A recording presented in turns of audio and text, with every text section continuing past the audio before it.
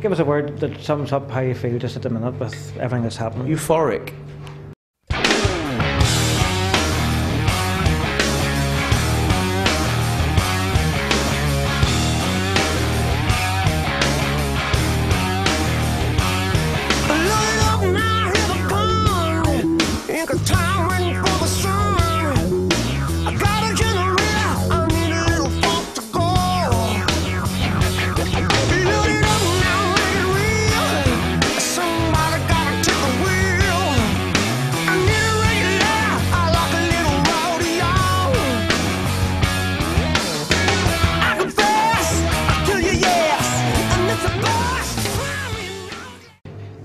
And I'm delighted now to have Glenn Hughes here for an interview for Belfast Telegraph TV. Glenn, welcome to Northern Ireland. It's indeed my pleasure. I wouldn't have missed it for the world. Great, and I believe you've had a nice Mexican meal last night. You know, I took my guys out for a good old nosh up last night, and we all wanted a little spicy food, so that's where we went. Yeah, great town. What a great city. Great to be in Ireland. Absolutely. Yeah, your first time here? In Belfast. Been to Dublin years ago. I won't tell the year because it'll make me very old, but it's very clear to me that I should have been here many years ago, and I'm here now.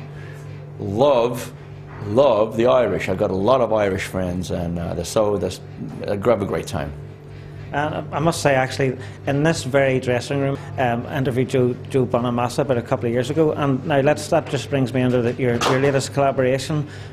Just tell us a little bit about how that whole Black Company... Well, you know, it started out, Joe and I have been really good mates for 4 years. We have been kind of secretively plotting this for a while. First of all, it was going to be Joe and I doing an album together, and maybe with you know, guest artists or whatever. And then last November, Joe and I played at the House of Blues in LA together. We just played, and the reaction from the audience was overwhelming. And his producer, Kevin Shirley, was in the audience, and he decided, well, he asked Joe and I, why don't we, instead of making a Glenn and Joe album, why don't we just form a new band? What about Jason Bonham, and what about Derek Sherinian? And Joe and I looked at each other and went, okay, when do we start? And it was just that simple. It was just a matter of, it was just the right time, the right place, a little love, a little karma, and here we are all these months later with a big album. And you were going to, I think at that time you were planning another solo album, and you thought, so you left the sort of funk rock bit behind, the funk soul bit, and you went straight back into the whole classic rock thing. That must have been, well, that was obviously a deliberate thing for you to do it. Truthfully, I'd written another follow-up to First Underground Nuclear Kitchen. I'd written it, it was ready to go. It was in my studio, ready to go, and last October I had this really vivid dream about me playing rock again, you know, really going back to playing, you know, arenas and rock and roll with a band, and I didn't know who was going to be in the band. I had figured that Joe would be in there, you know, and I just shelved the album. Even before BC's Communion was thought about, I shelved the album, realizing that if I was going to make another album, it had to be a return to my roots, a really return to rock music. I think a lot of my fans have been wanting that, and I've taken me a while to come around, and I didn't come in kicking and screaming, but I came in really willing to make a great rock album. And that album, of course, has been made with Joe, Jason and Derek, so we're all super happy. And I have with me now Speedo Wilson and Remy Haller from Sweet Savage, local rock band. Guys, Glenn Hughes here in Belfast, what do you reckon? We're absolutely over the moon. We've been fans for absolutely years, since he was in Deep Purple, and then he went on to Black Sabbath and stuff, but just can't wait to see him. Brilliant. Yeah, I'm a big Glenn Hughes fan, that's why I'm here, bass player, singer. Hero of mine, right even before Deep Purple. I knew him back in the days of Trapeze, so I was a big fan from then. For me, truly, I've never really been a follower of musical fashion. I've always done what fuels me, and I've done things in my career in the sobriety that have fueled me to better me as a person and to be on the spiritual path. And I've made very heavy albums like Addiction, I've made very super funky albums like Feel, I've made crossover albums like Soul Mover, I've made albums with Tony Iommi, I've done KLF, I've done so many different things. I always like to push myself into areas where I'm not gone before, only because it fuels me. You know, I don't really do things for monetary reasons. I do things that make me feel good. You know, and I know the rest follows. I think if just follow your own musical instinct, whatever it feels yeah, good. I mean, but like I said before, with Glenn Hughes, if you have a soup, and in that soup is rock, funk rock, soul rock, blues rock, that's what you get. You stir it up, you put a little pepper in there, and that's what Glenn Hughes is. More so ever than before, I just think the general consensus in the rock world is that a lot of people were waiting for me to come back to making pure rock music. And the time was right for me to do that. And it was just a matter of only, it was a moment away from me, and it's good to be back. Okay, what's your name, please? My name's Joseph McDonald. Okay, Joseph, I'm a big Glenn Hughes fan. Definitely. Loved him for years. I'm buzzing that he's here in Belfast. I can't wait to see him. And you're talking about those other various collaborations, and they mentioned the KLF, and of course, wasn't it? I think it was the KLF that came up with the Voice of Rock. Oh yeah. You know, description of you. You seemed quite happy with that. And you know, for me, truly now, it was not a plot or a ploy for Glenn Hughes or anybody in my organisation to call me the Voice of Rock. It was something that the good guys at the KLF called me. Then the album and the song went top 5 all around the world.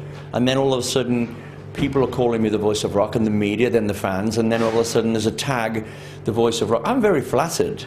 There's a lot of great rock singers in the world, you know, and they're my mates. So I'm kind of a little embarrassed by it, because I don't walk around going, I am the Voice of Rock and you are. But it's somebody has to be called it, so you know, it's whatever people want to call me. I'll take it. Thank you. Tell me a little bit about the band you're touring with at the minute. Just run through the various members you have in the band. I have changed my band members over the last 15 years. I've started out with guys and ended up with new guys, and for many different reasons. The band I have now, Anders Olinder is the longest member. He's been with me for 4 years, a keyboard player, Swedish, lives now in Bristol. And he understands all the elements of Glenn Hughes' music. I think keyboards are very important for my music, but he's a really great Hammond player, also a really good Fender Rhodes player, and he understands all of the Glenn Hughes eccentricities. The next member that came in is Søren Andersen from Copenhagen, an eclectic guitar player that also understands from trapeze to Blackmore to Hughes Thrall to the bluesy side of what I do, and he's got all those bases covered.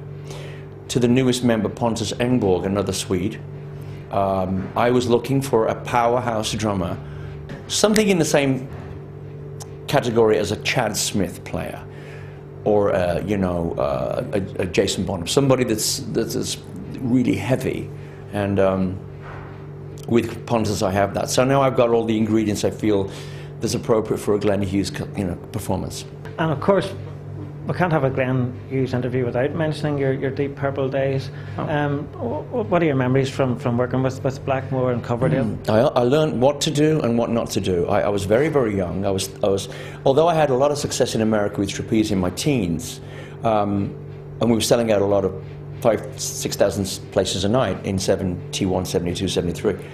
And then Purple came in and they took me away, and then David came in, and David and I became best friends, and Purple were a band, those early 70s bands, there was a lot of, friction, a lot of, grandiosity, pomposity, larger than life. The roadies had their own roadies, everybody had their own helicopters. It was really over the top.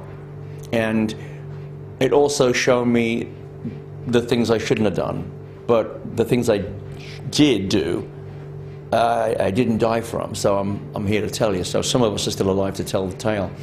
But Deep Purple for me was 3.5 years of very fast and furious, 3 albums, studio albums, 2 live albums, constant touring, and a lot of success very, very quickly for a young man from the north of England.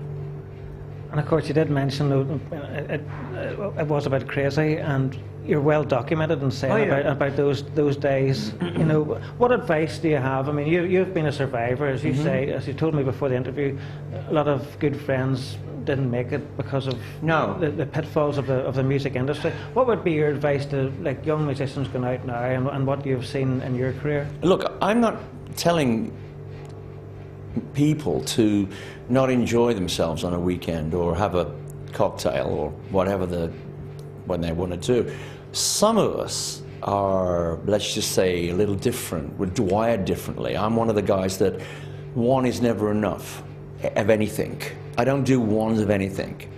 So I know that there's a way to live and a way not to live. And for me, I had to really go down the path to the end of the road and get on the gates of hell and go, okay, this is not good. But, you know, that was my own personal thing where I had to do exactly what and now, a lot of my friends didn't make it. A lot of my friends got sick along the way, and got other things happen to them. But I'm one of these people that really live to tell the tale, and I'm probably the luckiest and most. Well, I'm probably the luckiest man alive. Give us a word that sums up how you feel just at the minute with everything that's happening. Euphoric. I'm lifted. I am grateful, humbled by the fact that I'm still breathing. I have everything that I need in my life. Love is the most important. I know this is golden nuts and it's John Lennon's 70th birthday today. You know, so I'm all about that right now. So for me, it's just about giving back. I used to take from everybody. Take. And now it's time to give a little back. Give a lot back. Glenn Hughes, it's been an absolute pleasure to chat to you. I'm glad you finally made it for a gig in Belfast. You're a good guy, Gary. I hope you have a great time here tonight, as I'm no doubt you will. I've got the look of the Irish tonight, so for all my fans in Ireland, I love you so much. Thank you for welcoming me. You're very sweet. Brilliant. Have a great gig. Thanks very much. Thank you, Gary. Bye-bye.